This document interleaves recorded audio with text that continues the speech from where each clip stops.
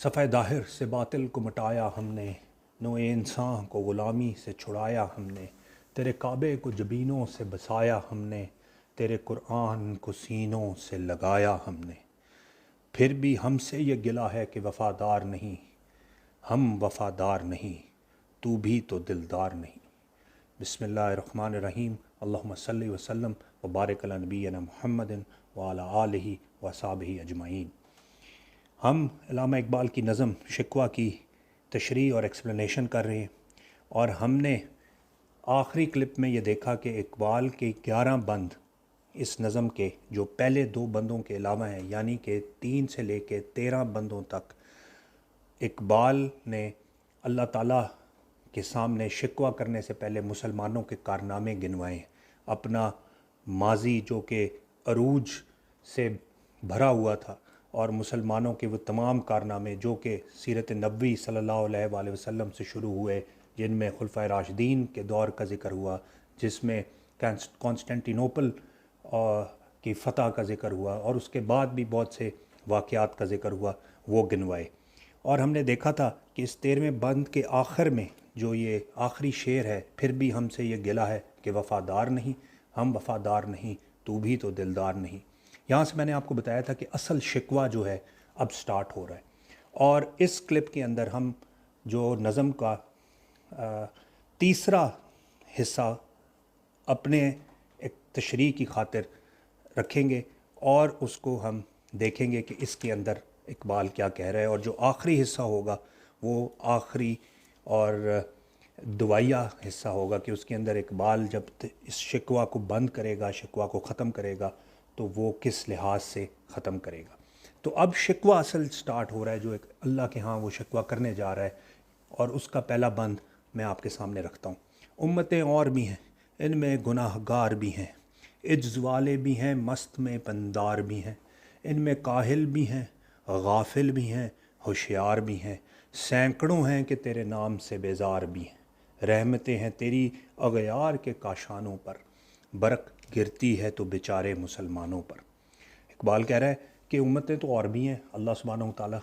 ان میں گناہ گار بھی ہیں، ان میں متقی بھی ہیں، ان کے اندر عجز والے بھی ہیں، اور ان کے اندر وہ بھی ہیں جو ہر وقت اپنے ہی زوم میں رہتے ہیں، مست رہتے ہیں اپنی ہی دنیا میں۔ ان میں کاہل بھی ہیں اور ان میں غافل بھی ہیں، ان میں ہوشیار بھی ہیں، اور اس کے اندر سینکڑوں ایسے ہیں جو تیرے نام سے بیزار بھی ہیں۔ یعنی کہ آج کل کے دور میں تو ایتھیزم کا بہت بڑا فتنہ ہے، اور ہم دیکھتے ہیں کہ دنیا بھر کے بڑے بڑے اسٹرانومرز ہو گئے، بڑے بڑے سائنٹسٹ ہو گئے، اور تھنکرز ہو گئے، فلاسفرز ہو گئے، چاہے وہ نیچے سے شروع کریں اور دور حاضر کے فلاسفرز تک آئیں، وہ تو سارے اللہ کے ہاں اللہ کو مانتے ہی نہیں ہیں۔ نیچے کا جو کہ جس کو ماڈرن ڈے فلاسفی کا فادر کہا جاتا ہے، باپ کہا جاتا ہے، اس کی تو ایک مشہور سٹیٹمنٹ تھی جس میں اس نے کہا تھا کہ گاڈ از ڈیڈ، اور اس کے بعد اس نے کہا کہ اب آج کل کے انسانوں کو ضرورت ہی نہیں ہے کہ کسی قسم کے گاڈ کا کانسیپٹ ہو۔ اب تو جو گاڈ کا کانسیپٹ تھا جو میڈیول ٹائمز میں انسان کے لیے ضروری تھا، اب اس کانسیپٹ کا ضرورت نہیں ہے۔ اب انسان کی اپنی مورالٹی اتنی ہائی ہے کہ وہ خود ہی اس کو ہائی کرتا جائے گا، اور سپر مین کا کانسیپٹ بن جائے گا، اور وہ ایک ایسا سپر ہیومن بن جائے گا جو مورلی پرفیکٹ ہوگا۔ تو اقبال کہہ رہے ہیں ان میں تو ہماری طرح کے لوگ ہیں، ہم تو پھر بھی تیرے پہ یقین رکھتے ہیں، ان امتوں میں تو ایسے لوگ ہیں جو تیرے سے بیزار ہیں، تیرے تو نام سے بھی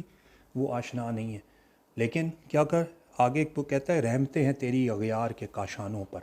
کہ رحمتیں تو تیری پھر بھی انہی کے کاشانوں پر ہیں، برق گرتی ہے تو بیچارے مسلمانوں پر۔ اور مسلمانوں کا حال کیا ہے، یہ 100 سال پہلے اقبال کہہ رہا ہے، اور میرا خیال ہے ابھی وہ اسی طرح ہی اگر کوئی شکوہ کرنا چاہے تو اس کا شکوہ اسی طرح قائم رہے گا۔ بت صنم خانوں میں کہتے ہیں مسلمان گئے، کہ بت کہتے ہیں کہ جی اب تو مسلمان گئے، مسلمانوں نے تو بت توڑے تھے ہند کے، وہ اب دیکھیں دوبارہ سینٹرل ایشیا اور عریبین پیننسولا تک پہنچ گئے، یو ای میں بہت بڑا بت خانہ بنا ہے ابھی انڈینز کا۔ ہے خوشی ان کو کہ کعبے کے نگہبان گئے، منزل دہر سے اونٹوں کے ہدی خوان گئے۔ وہ جو اونٹوں کے ہدی خوان تھے جنہوں نے کیسر و کسرا کے، اور ہم نے جس طرح پچھلے کلپ میں دیکھا کہ آتش کدہ ایران کو ٹھنڈا کیا، اب ان کے ہاں دوبارہ سے بت خانے بننے شروع ہو گئے، اپنی بغلوں میں دبائے ہوئے قرآن گئے۔ یعنی کہ اپنی بغلوں میں دبائے ہوئے قرآن گئے۔ تو کہنے کا مقصد یہ ہے کہ وہ جو کانسیپٹ ہے توحید کا جو قرآن کے اندر جا بجا سامنے آتا ہے، اور جو مسلمانوں نے، ہم نے پچھلے کلپ میں دیکھا کہ مسلمانوں نے جو فتوحات کیں اور پھر اسلام کو پھیلایا اور اللہ کی توحید کو پھیلایا، تو وہ تو اب مسلمان گئے اپنے بغلوں میں دبائے ہوئے قرآن۔ خندازن کفر ہے، احساس تجھے ہے کہ نہیں، یعنی کفر جو ہے اب ہنس رہا ہے اسلام پر بھی اور مسلمانوں پر بھی، اپنی توحید کا کچھ پاس تجھے ہے کہ نہیں۔ کہ اللہ سبحانہ و تعالیٰ، بڑے اسٹرانگ ورڈز ہیں اور انہی ورڈز پہ پرابیبلی اقبال پہ فتوے بھی لگے، لیکن ان ورڈز کی اندر قیامت مضمر ہے کہ آپ اگر انٹروسپیکشن کریں تو وہ بتا چکا ہے کہ پہلے کے مسلمان کیسے تھے اور انہوں نے کیا کچھ کیا۔ تو دور حاضر کے مسلمان کو اگر شکوہ اس کی زبان پر آتا ہے تو وہ اگر ڈیپ ڈاؤن انسائیڈ اپنے دیکھے تو اس کو اس کا آنسر بھی مل جائے گا، جو کہ وہ آگے دے گا بھی، خیر اس نظم میں بھی دے گا اور پھر جواب میں تو دے گا ہی کھل کر۔ یہ شکایت نہیں ہے ان کے خزانے معمور، کہتا ہے کہ یہ شکایت نہیں ہے۔ بڑا لطیف پوائنٹ ہے کہ یہاں پہ وہ شکایت کر بھی رہا ہے اور کہہ رہا ہے میں شکایت نہیں بھی کر رہا۔ یہ شکایت نہیں ہے کہ ان کے خزانے معمور، نہیں محفل میں جنہیں بات بھی کرنے کا شعور، کہ خزانے ان کے معمور ہیں اللہ سبحانہ و تعالیٰ، جن کو بات کرنے کا بھی شعور نہیں ہے۔ آپ اپنے ارد گرد دیکھ لیں، لوکلی دیکھ لیں، انٹرنیشنلی دیکھ لیں، یعنی کہ جن لوگوں کو ہم کہتے ہیں وہ ایلیٹ کلاس ہے، جن کے خزانے بڑے بڑے ہیں، جن کے پاس کروزز ہیں، جن کے پاس اپنے فلائنگ جیٹس ہیں، تو وہ تو بیچارے ایک طرف وہ متقی ہیں جو اللہ اللہ کے رسول صلی اللہ علیہ وسلم کا نام لیتے ہیں، اور ایک طرف وہ لوگ ہیں جو کہ جن کو بات کرنے کا شعور بھی نہیں ہے۔ یہ اسپیسیفکلی وہ اللہ سبحانہ و تعالیٰ سے جب کلام کر رہا ہے تو وہ پھر تقویٰ کے کانسیپٹ کو ذہن میں رکھیں کہ یہ بات کرنے کا شعور جو وہ کہہ رہا ہے وہ کس ایسپیکٹ سے کہہ رہا ہے۔ قہر تو یہ ہے کہ کافر کو ملیں حور و قصور۔ اب یہ وہ شعر آ رہا ہے جو کہ زبان صد عام ہے، جو کہ مشہور ہے، جو کہ ہر کسی کو پتہ ہے، شاید جس نے شکوہ پڑھی بھی نہ ہو اس کو بھی پتہ ہے، اور بیچارے مسلمان کو فقط وعدہ حور کے۔ قہر تو یہ ہے، عذاب تو یہ ہے اللہ سبحانہ و تعالیٰ کہ جی کافر کو تو حوریں بھی ملیں اور قصور بھی ملیں، یعنی قصر کی جمع ہے، اس کو کیسلز بھی بڑے ملیں، بڑے بڑے محل بھی ملیں، اور مسلمان کو صرف فقط وعدہ حور پہ ٹرخا دیا تو نے، کہ جو قرآن میں ذکر آتا ہے کہ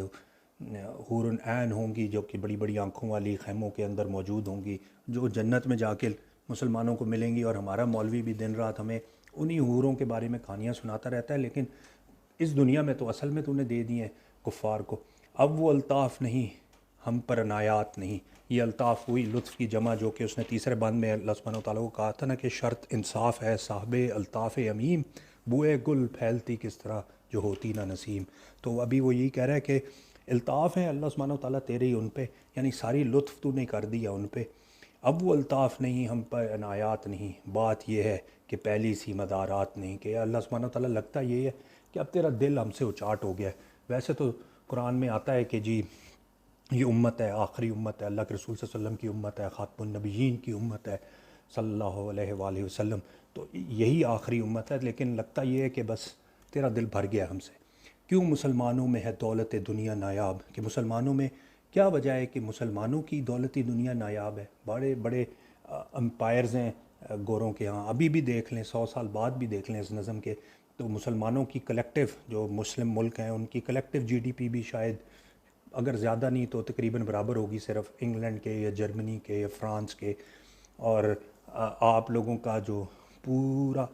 دولت کا نظام ہے وہ شاید ڈپینڈنٹ ہے،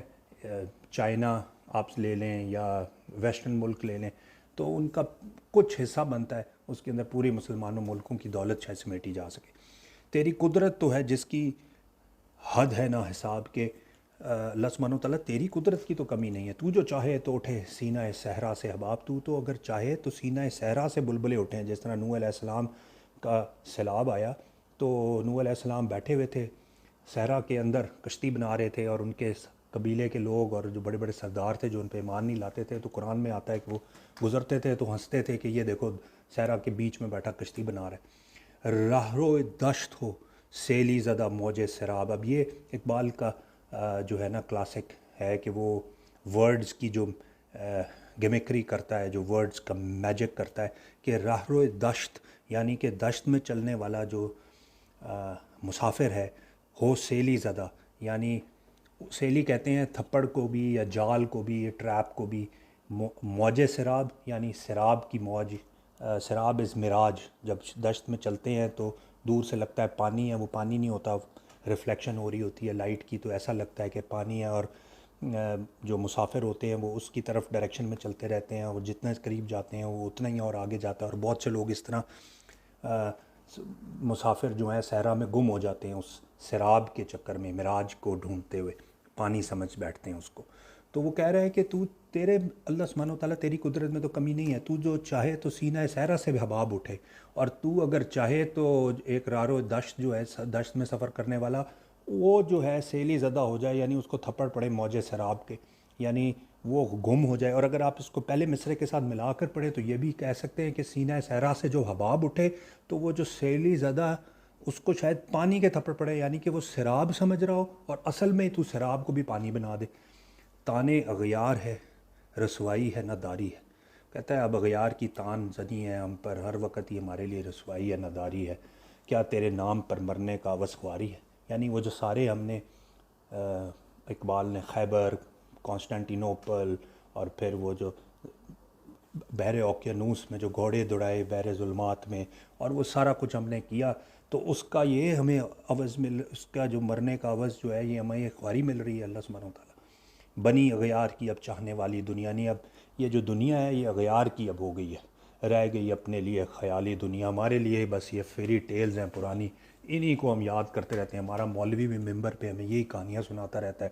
پرانی بھی اور اس سے بھی پرانی بھی، اور ہمارے پاس نتھنگ نیو وی ہیو. اور ہمارے پاس کوئی ایسی چیز نہیں ہے جس پہ ہم ابھی پرائڈ کر سکیں. ہم تو رخصت ہوئے اوروں نے سنبھالی دنیا، پھر نہ کہنا ہوئی توحید سے خالی دنیا. کہ اللہ سبحانہ و تعالیٰ اب یہ توحید اگر اس دنیا میں نہیں رہی، جو کہ نہیں رہی، اور تیرے سامنے ہے سارا کیپٹلسٹک نظام ہے، سارا سودی نظام ہے، تو نے کہا ہے اللہ اور اللہ کے رسول کے خلاف جنگ ہے سود، اور اب دنیا کا کوئی بینکنگ سسٹم ایسا نہیں ہے جس میں سود نہ ہو، تو یہ توحید کا کانسیپٹ تو ختم ہو گیا. ہم تو جیتے ہیں کہ دنیا میں تیرا نام رہے، ہم تو اس لیے جیتے ہیں کہ تیرا نام زندہ رہے. کہیں ممکن ہے کہ ساقی نہ رہے جام رہے، کہ یہ ممکن ہے کہ شراب خانے میں ساقی نہ رہے، اور اگر ساقی نہیں ہوگا تو پھر جام کس طرح ہوگا. اگر الستو بربکم کی شراب ہے جس پہ تمام نے کہا تھا بلا یا رب العالمین، تو وہ جو شراب جس جام میں ڈالی جا رہی ہے اور جس جام نے اس شراب کی گردش کی ہے پوری دنیا میں، اگر وہ جام ہی ٹوٹ جائے گا تو پھر اس شراب کا کیا فائدہ. اور اگر وہ ساقی نہیں رہے گا تو پھر جام بھی رہے تو اس کا کیا فائدہ. تو تیری محفل بھی گئی، چاہنے والے بھی گئے، شب کی آہیں بھی گئیں، صبح کے نالے بھی گئے. کہہ رہا ہے کہ بس اب وہ گئی تیری محفل، جو توحید کی محفل تھی اب وہ گئی. شب کی آہیں بھی گئیں، جو شب کی آہیں تھیں، صبح کے نالے تھے. دل تجھے دے بھی گئے، اپنا صلہ لے بھی گئے، آ کے بیٹھے بھی نہ تھے اور نکالے بھی گئے. کہ ابھی تم آئے تھے یا اللہ کے رسول صلی اللہ علیہ وسلم کی امت آئی تھی اور تو نے اس کو نکال ہی دیا. یعنی کہ کتنے سو سال، کچھ سو سال ہی رہی. اور خلفۂ راشدین کا اگر دور دیکھیں تو وہ تقریباً 30 سال رہا. اس کے بعد بنو امیہ کی حکومت آئی اور منارکی آ گئی، مسلم امپیریلزم آ گیا، اور اس کے بعد پھر کیا کہتے ہیں بنو عباس آئے، اور پھر اس کے بعد اور اس طرح کے بادشاہ آئے، اور پھر ٹرکس آئے. تو وہ بھی بادشاہتیں تھیں، لیکن جو بھی تھا وہ بھی گئیں، سارا کچھ گیا. آئے اشاق گئے وعدہ فردا لے کر کے، عاشق آئے، عاشق کی جمع اشاق، کہ آئے اشاق عاشق آئے تھے اور وعدہ فردا لے کر چلے گئے. یعنی کہ وعدہ فردا یعنی آخر کا وعدہ کہ جو بھی کچھ ملے گا آخر میں ملے گا. یہ دنیا بس کلوز ہو گئی ہے مسلمانوں کے لیے. اب انہیں ڈھونڈ چراغ رخ زیبا لے کر کے. اب انہیں ڈھونڈ یعنی چراغ رخ زیبا، یعنی ایسا چراغ جو کہ رخ زیبا جو بہت خوبصورت شکل کا ہو. یعنی اس اتنا پہلے تو اس چراغ رخ زیبا کو ڈھونڈا جائے، اور پھر اس کو جب مل ہی جائے تو پھر اس سے ان اشاق کو ڈھونڈا جائے جو دوبارہ تیرے لیے وہ کام کرے. درد لیلا بھی وہی، کیس کا پہلو بھی وہی. یعنی لیلا کا درد تو وہی ہے اللہ سبحانہ و تعالیٰ. لیلا کون تھی؟ وہی ہے لیلا مجنوں والی کہانی. اور یہ لیلا مجنوں کی کہانی بیس کہاں ہے؟ یہ اگر آپ پڑھیں تو یہ بنو امیہ کے دور میں، بنو مروان کے دور میں لیلا ایک جگہ ہے جو نجد سے تھوڑا قریب، یعنی اگر وادی دواسر سے ایسٹ آتے ہیں آپ، ساؤتھ آف رب الخالی، تو جب آپ نجد کی طرف جا رہے ہوتے ہیں، ریاض کی طرف جا رہے ہوتے ہیں، تو ابھی بھی ایک شہر ہے جس کا نام لیلا ہے وہاں پہ نجد کے سراؤنڈنگز میں. تو وہ کہتا ہے کہ درد لیلا بھی وہی، کیس کا پہلو بھی وہی کیس تھا جس کو پھر مجنوں کا لقب دیا گیا، کہ اس کا جو عشق ہے کیس کا وہ بھی اسی طرح ہی ہے، لیلا کا درد بھی اسی طرح ہے، نجد کے دشت و جبل میں رم آہو بھی وہی، یعنی رم آہو ہرن کا بھاگنا۔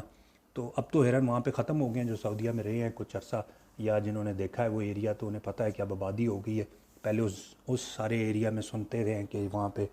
ہرن بھی ہوا کرتے تھے۔ تو نجد کے دشت و جبل میں رم آہو بھی وہی، اور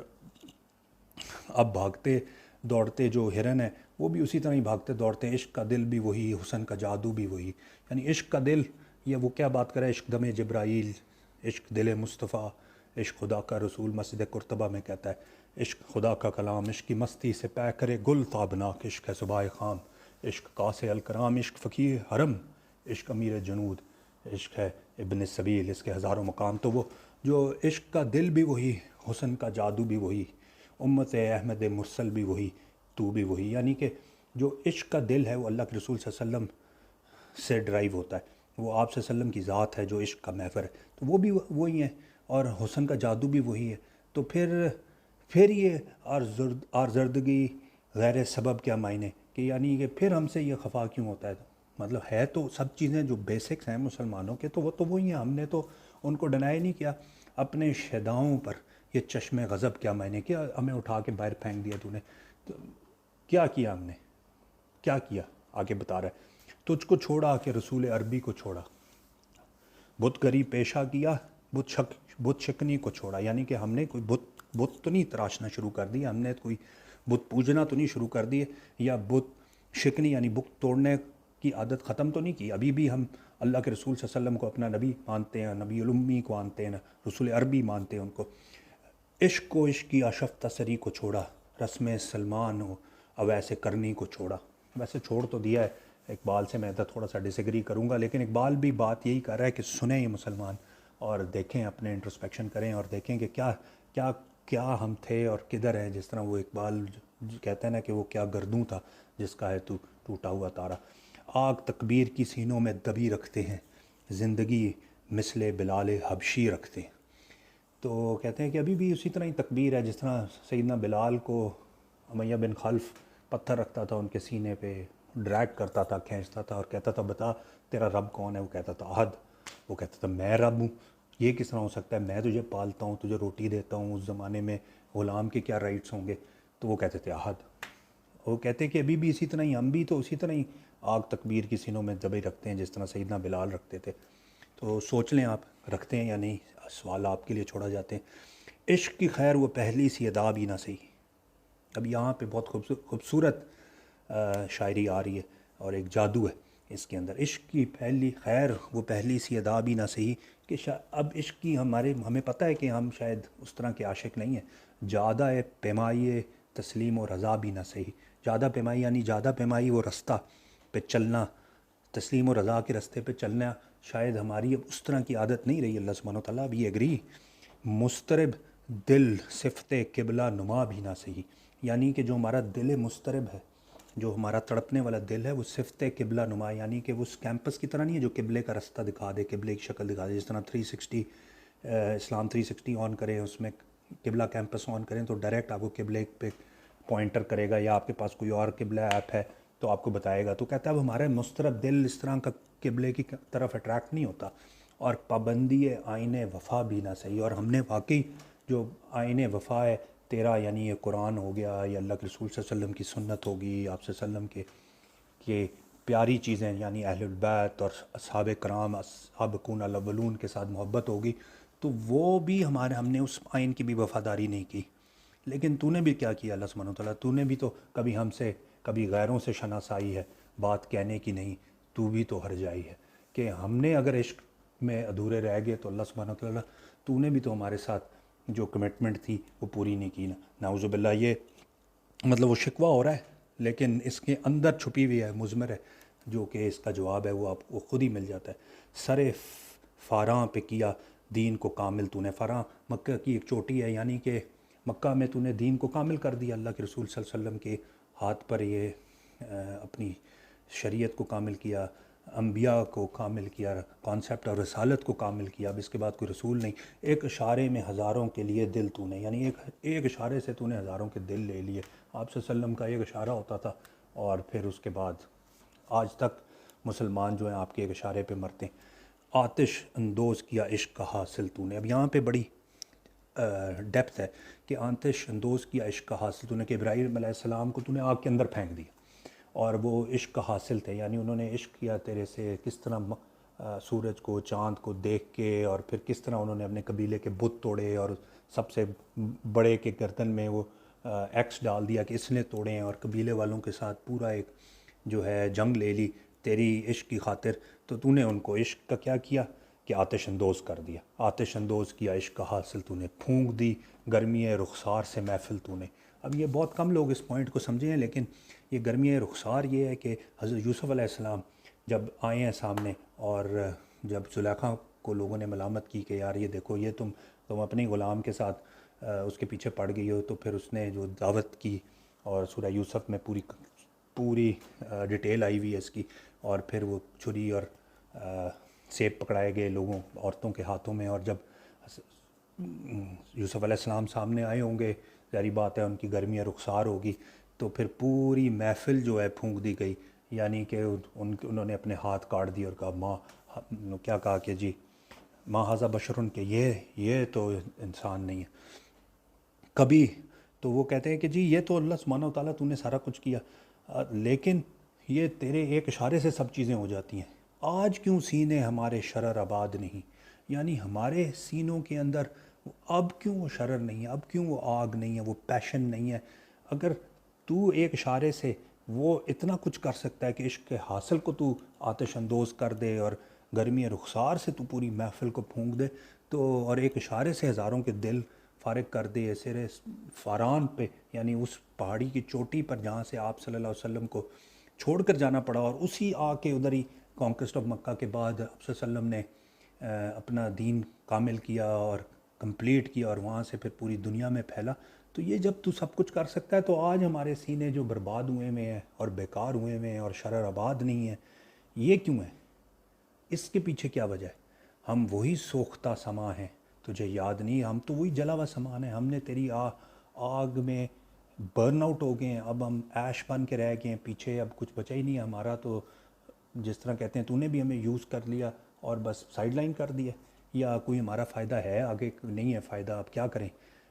کریں یہ وہ آگے بتائے گا۔ اور یہاں سے آگے پھر وہ دعا شروع ہوگی، اینڈ ہوگا، اور پھر جواب شکوہ کا پرولوگ سٹارٹ ہوگا، اور پھر اس کے اندر ہی آنسرز ملیں گے، اور ہمیں یہ ساری جو شکوہ ہے جو آج تک مسلمان چاہے اپنی زبان سے کریں یا نہ کریں، لیکن کسی نہ کسی طرح ان کی زبان پر یہ شکوہ آتا ہی ہے، اور خاص طور پہ جب وہ سیرت نبوی پڑھتے ہیں اور اپنا پرانا عروج پڑھتے ہیں اور وہ لازوال ٹائم پڑھتے ہیں کہ یہ بھی تھا، ایسے بھی تھا، مسلمان کبھی یہ دنیا چلاتے تھے، تو اب جب وہ بالکل ہی میریانا ٹرینچ کے باٹم پہ لگے میں، اور یہاں سے اٹھنے کی کوئی گنجائش نظر نہیں آتی، کہیں سے کوئی رستہ نظر نہیں آتا، کوئی امید نظر نہیں آتی، تو پھر وہ کس طرح اٹھا جائے؟ تو وہ سب بتائے گا۔ اقبال کا یہی کمال ہے کہ وہ ڈپریس نہیں چھوڑتا، وہ آپ کو تھپڑ ضرور لگاتا ہے اور آپ کی اوقات یاد ضرور کراتا ہے، لیکن پھر آپ کو ایک رستہ بھی دکھاتا ہے، اور وہ رستہ کیا ہے وہ آگے ہم دیکھیں گے آخری اس کلپ میں۔ ابھی کے لیے اتنا کافی ہے۔ السلام علیکم۔